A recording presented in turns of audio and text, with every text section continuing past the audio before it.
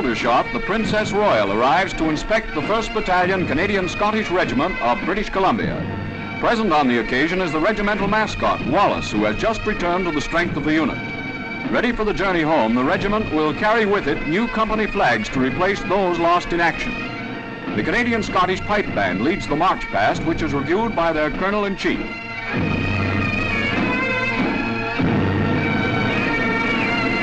From a ceremony in London St. Paul's Cathedral, the D-Day Battalion parades through the city of London.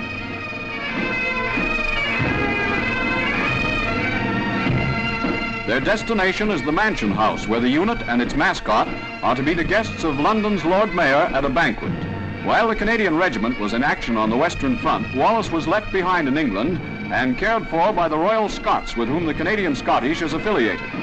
The occasion commemorates the handing back of the nonchalant St. Bernard to Canadian Scottish strength. The Princess Royal, Colonel-in-Chief of both regiments, attends the function.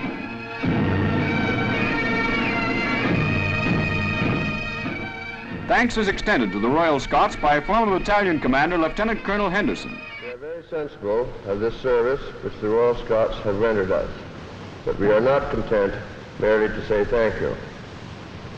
And therefore, I would ask Your Royal Highness, as Colonel-in-Chief of the Royal Scots, graciously to accept from us, on their behalf, this plaque.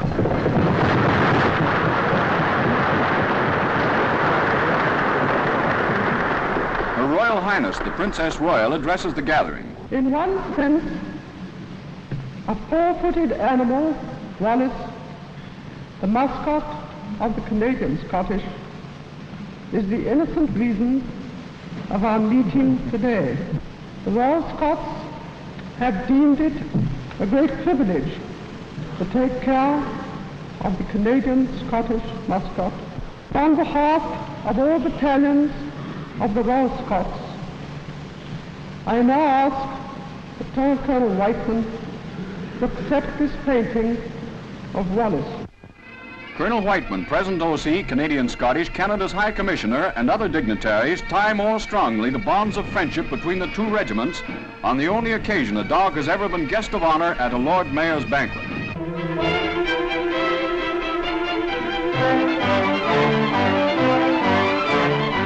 At a Canadian port, freighters load up with Dominion wheat for Europe.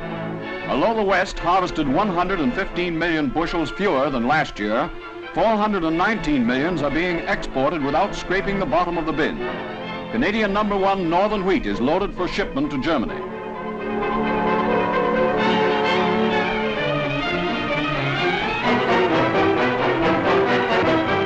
At the port of Hamburg, the shipments are unloaded.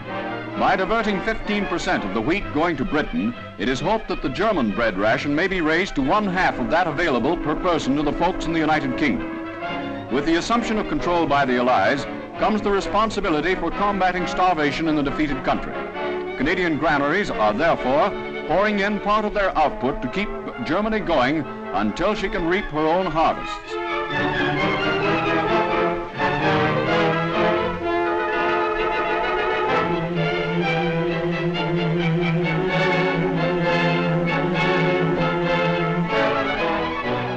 With this year's wheat export 6 times the amount sent to Britain in 1939, Canadian bins are being rapidly lowered to stock the cupboards of Europe.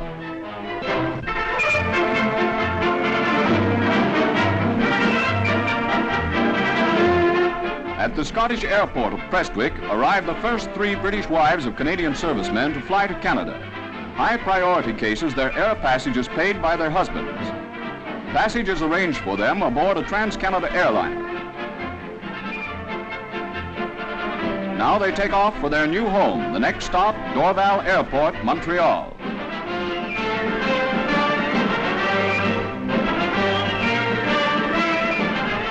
Sunnybrook Military Hospital, which will be one of the world's great hospitals, is now under construction.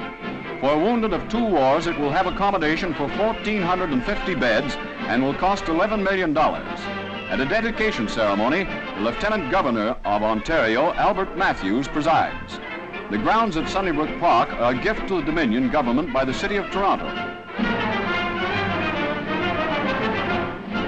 Before a large crowd, the cornerstone is laid by Corporal Topham, Victoria Cross winner of the 1st Canadian Parachute Battalion. He's now on Civvy Street.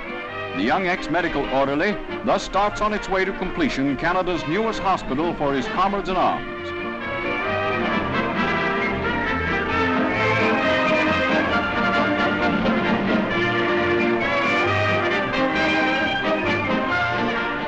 On parade at number 1 Repat Depot are a group of Chinese Canadians just in from the Far East. Specially trained for secret work behind Jap lines, they are interviewed by the Canadian Army Newsreel. Well, how do you fellas like this cold weather? Well, we don't. It's kind of cold here. Wish we could have some of that warm Indian weather. Well, that's all right. Well, just what were you fellas doing down in India? We're all trained for duty behind the Jap lines. I think these boys are all in wireless and signal work, except Corporal Lee here, who's trained in demolition work. Yes, 12 of us were trained around Pune there for demolition work.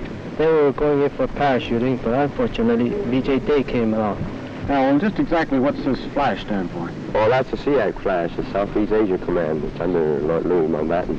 Well, I suppose since you fellows were intending to contact the Chinese behind the Jap lines, at least you all speak Chinese. Why, definitely. What the dickens does that mean? Merry Christmas and a Happy New Year.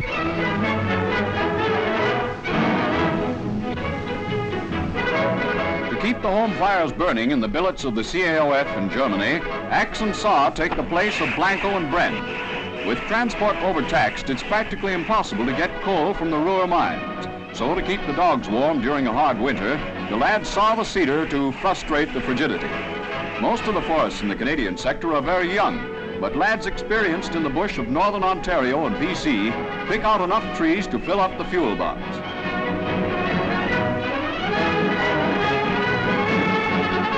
The discovery of a small sawmill gives the muscles a break as the axemen's output is sawed into king-size slabs. Defaulters parade gives place to the woodpile patrol. Instead of swinging the lead, it's hoisting the hatchet, and nobody minds a bit. If the proper pile is kept filled, maybe Cookie will spring with an extra ration of Christmas turkey. Anyway, they can dream, can't they?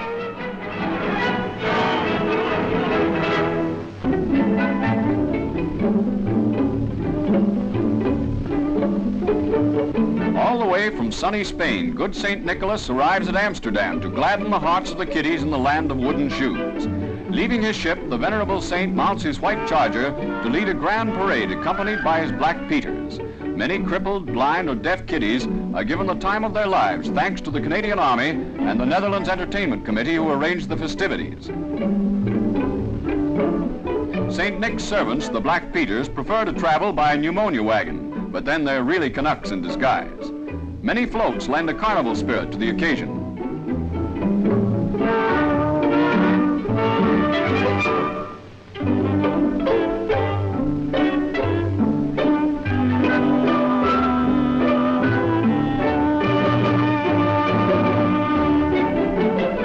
The saint from Spain is greeted at the town hall by the burgomaster. From there, he leaves to attend a grand party where Canadian candy, cokes, and presents galore thrill the hearts of the lads and lassies. Lieutenant Colonel Gildy, representing the Canadian Army, and St. Nick honor the age-old tradition of drinking a toast in Spanish wine to a gay and happy Liberation Yuletide.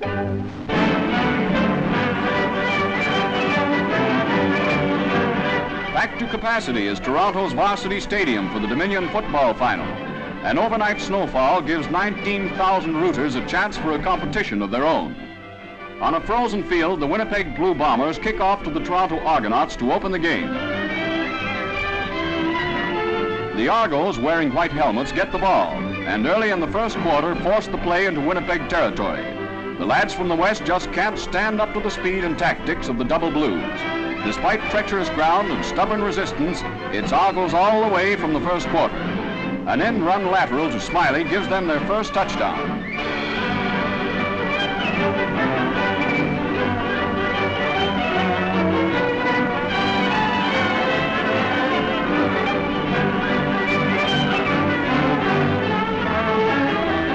As the timekeeper's stopwatch ticks off the quarters, the Argo score continues to pile up. Aerial tactics are a thing forgotten as Toronto concentrates on line bucks and end runs.